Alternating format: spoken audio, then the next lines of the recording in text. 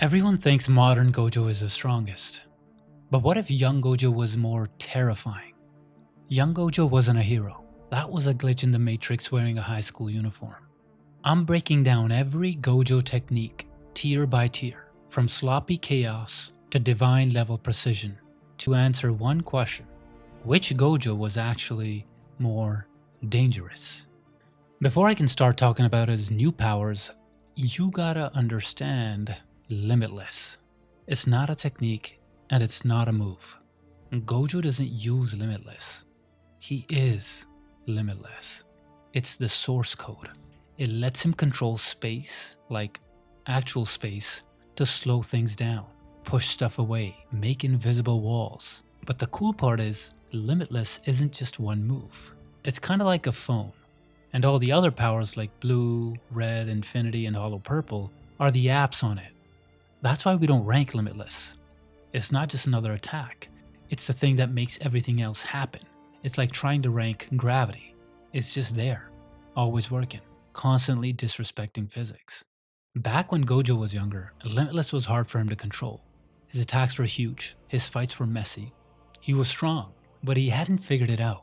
So let's start at the C tier abilities. This is where all his basic foundation goes. But don't get it twisted. These are the building blocks, the stuff that made Gojo, Gojo. Without these, all the flashy powers wouldn't matter.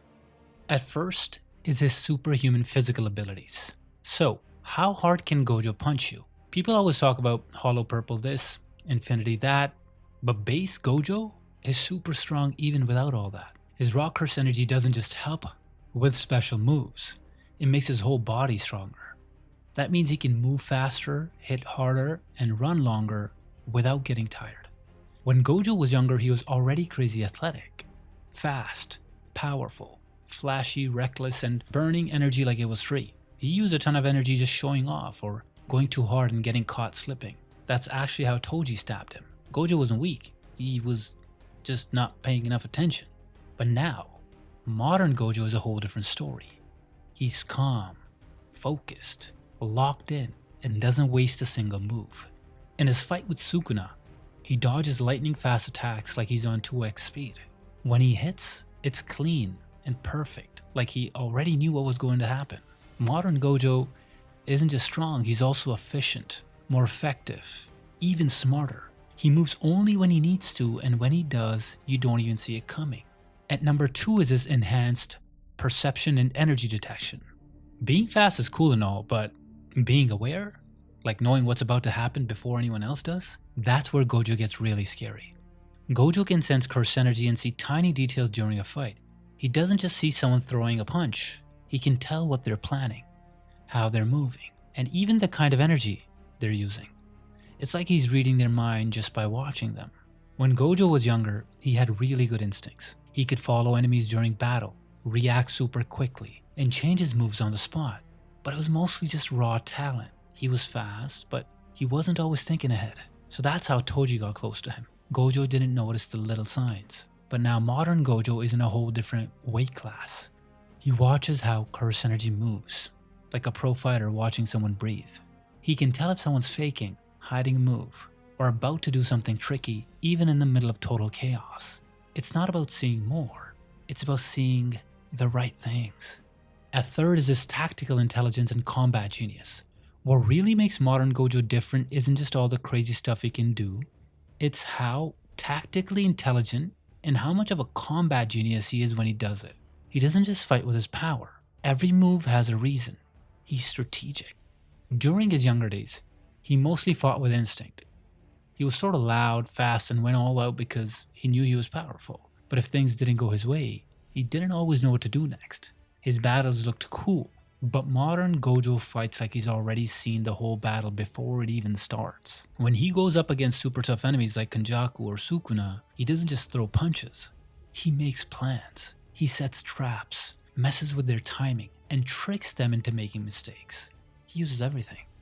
The battlefield, the timing, even how much energy he spends, and when he finally uses a powerful flashy move, it's not to show off anymore. It's a final move, to end things. See, the old Gojo, or I guess the young Gojo, is a powerhouse, but modern Gojo is a problem solver. because at this level, being smart is even scarier than being strong. And number 4 is his barrier technique mastery.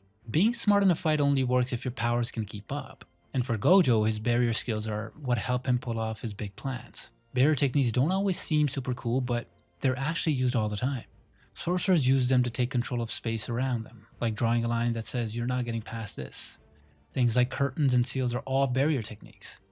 And they help with stuff like trapping curses, keeping people safe, or making sure the battle stays in one place.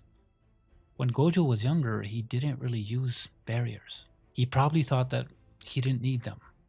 Just ran into fights using his power and didn't worry about setting anything up first, because he didn't care about what would happen to the space around him. Modern Gojo is prepared. In Jujutsu Kaisen 0, before Yuta's first mission, Gojo sets up a curtain. That curtain traps a curse, keeps people out of danger, and makes sure the fight happens exactly where Gojo wants it. He's not just fighting, he's controlling the whole situation. He doesn't wait for problems to pop up, he sets everything up first, so the fight goes in the direction that he wants. And the crazy thing is, this is only the beginning of how he controls space. Because once Gojo sets up the battlefield the way he wants, that's when he starts using techniques that really show how he fights, which is his B tier powers. They're still not his flashiest moves, but they're super important. He uses them all the time. They're like his go-to tools, the stuff he can count on in almost any fight, and make him feel untouchable. Going in at number 5 is Infinity. This power works like an invisible shield that stops anything from touching him. Imagine trying to run at someone, but the closer you get, the slower you move, until you look like you've completely stopped. That's exactly how Infinity works. It slows things down so much that they never actually reach Gojo. In chapter 69, Gojo and Riko get attacked by a sorcerer who can make clones. The clones rush at them but suddenly freeze in place. Gojo doesn't even move. That's because his Infinity is turned on. It's like there's a barrier made of math, a never-ending space that nothing can cross. Here's the thing though. Back then, Gojo had to turn Infinity on himself. It didn't work all the time automatically. In chapter 73, that almost got him killed when Toji stabbed him right in the chest. So why, or how did the Infinity fail exactly? Well, because Toji has no curse energy, so Gojo couldn't sense him coming. Plus, Toji uses a special weapon called the Inverted Spear of Heaven, which can stop any curse technique, even Infinity. Now let's go back to chapter 15, when Gojo fights a powerful enemy named Jogo. Jogo shoots huge fire blasts that could destroy everything around them, but Gojo just stands there, calm, relaxed. Nothing touches him at all. In fact, he even lets Jogo touch his hand just to explain the difference between getting close to him and actually touching him. Gojo was so confident, he teaches Jogo during the fight. And then when Gojo learned selective Infinity, that's when things got crazy. He figured out how to control exactly what gets through his Infinity Shield. It's like he could pick and choose what passes through, letting harmless stuff like air, light, or even sound go right through while stopping anything dangerous from touching him. So now instead of just blocking everything, he's now able to filter what gets in and out, obviously making him pretty much untouchable. By this time now, for modern Gojo, Infinity is always on. He doesn't have to think about it, it just protects him all the time. It's a part of who he is. But that's only the beginning of what Limitless can do. But before we get into the fancy stuff, let's talk about raw power. If Infinity is Gojo's ultimate PPE, personal protective equipment, then at number 6 is Blue, his super strong hydraulic press.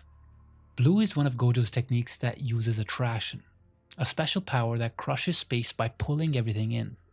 He does this by focusing his curse energy into one spot, creating a kind of space vacuum that sucks everything nearby toward it. It's not magnetism or gravity. It's like pulling space itself closer, making a negative distance that drags anything caught inside. In chapter 71, young Gojo uses Blue against Toji, but not straight at him. He fires it at the surroundings, smashing the buildings and breaking things to take away Toji's hiding spots. It's really powerful, but messy. He's not really in control yet. Back then, Blue was more like a big battering ram, too wild and destructive to use carefully or close up.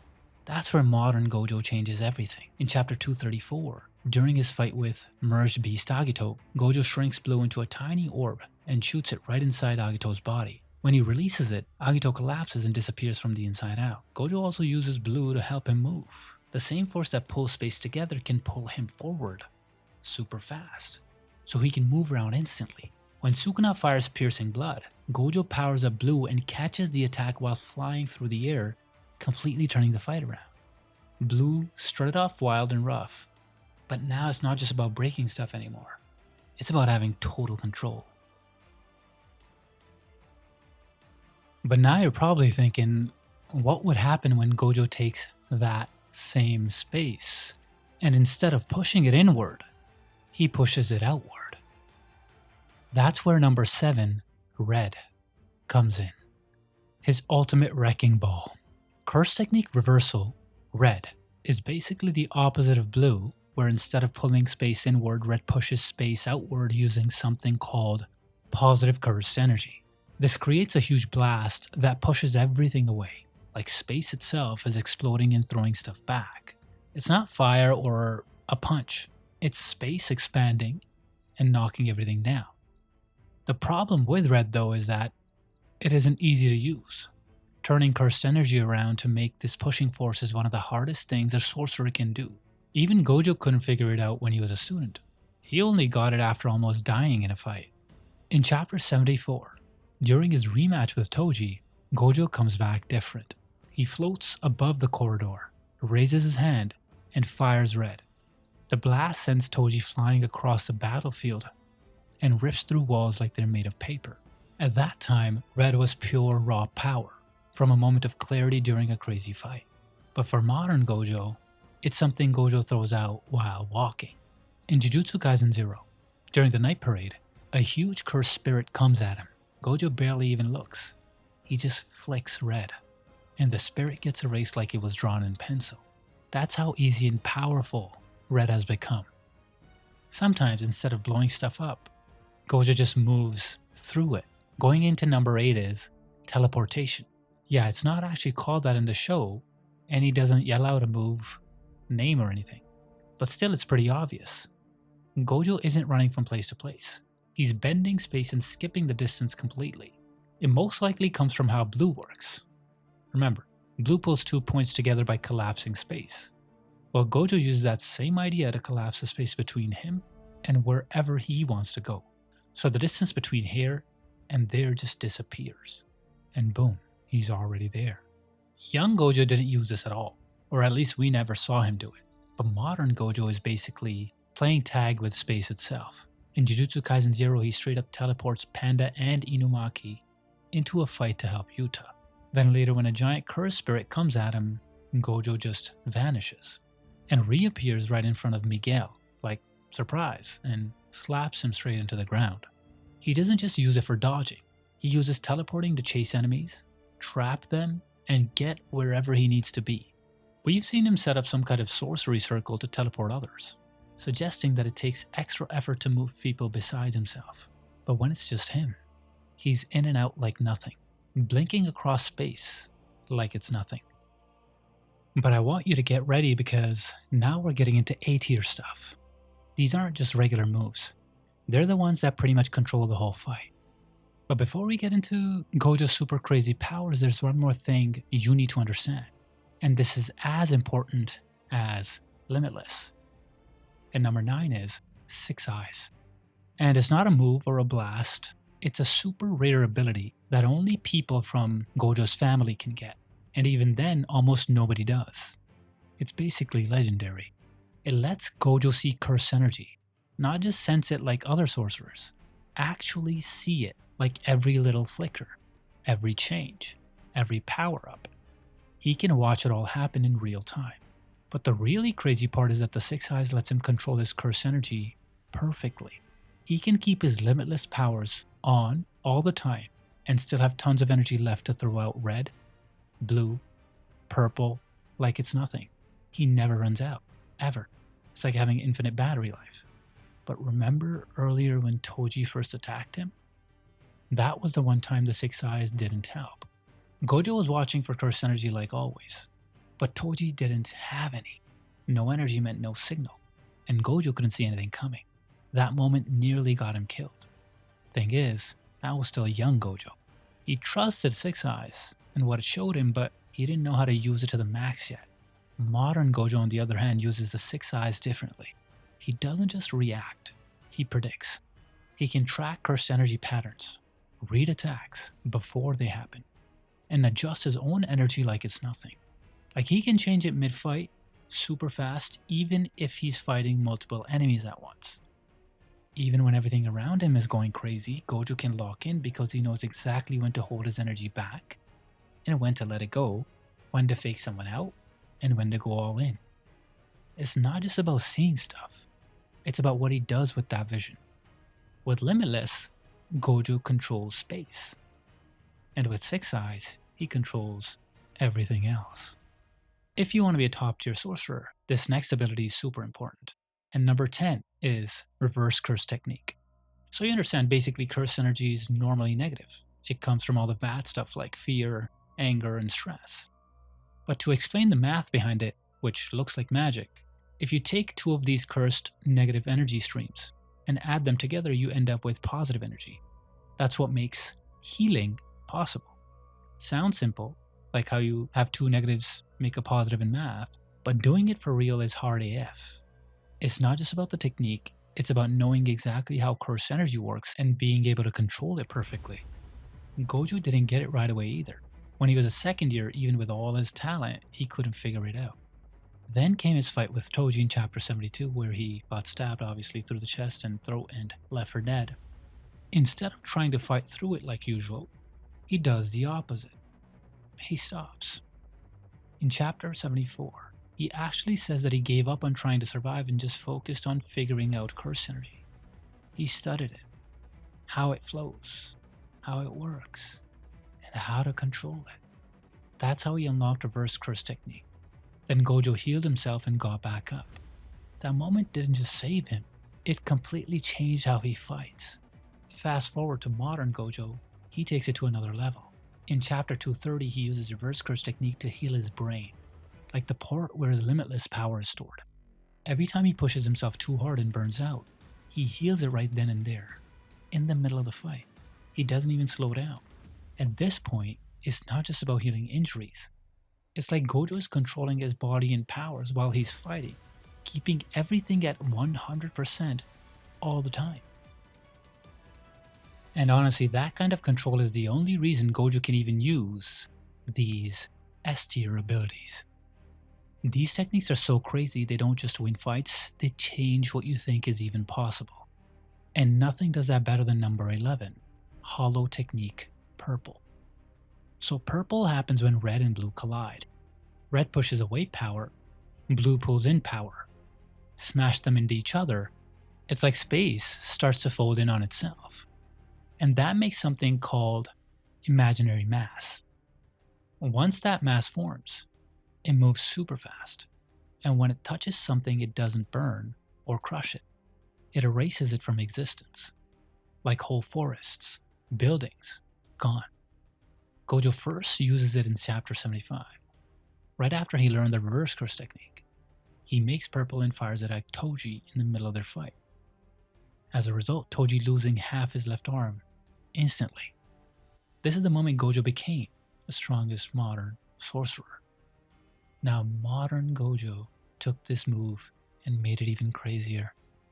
In chapter 235, when he's fighting Sukuna and Mahoraga, Gojo doesn't just shoot purple out of nowhere. He creates it in the middle of the fight. He fires red and blue separately, then mixes them together using a chant, and boom, purple explodes, wiping out Mahoraga and blasting through part of Shinjuku, leaving Sukuna hurt really bad.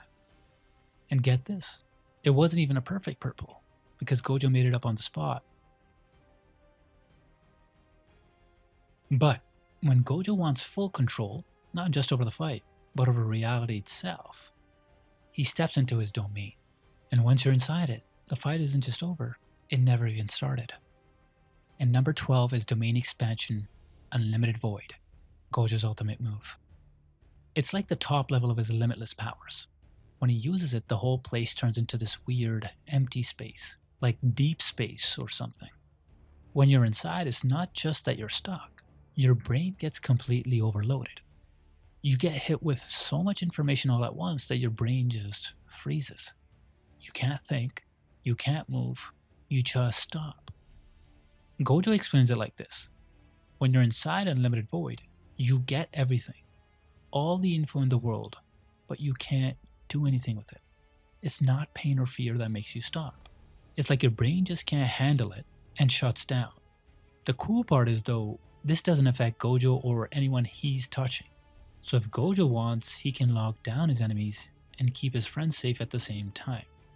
We never really see young Gojo use Unlimited Void, but it's clear he figures it out after the whole Star Plasma vessel thing. The first time we see it in action is in Season 1 Episode 7.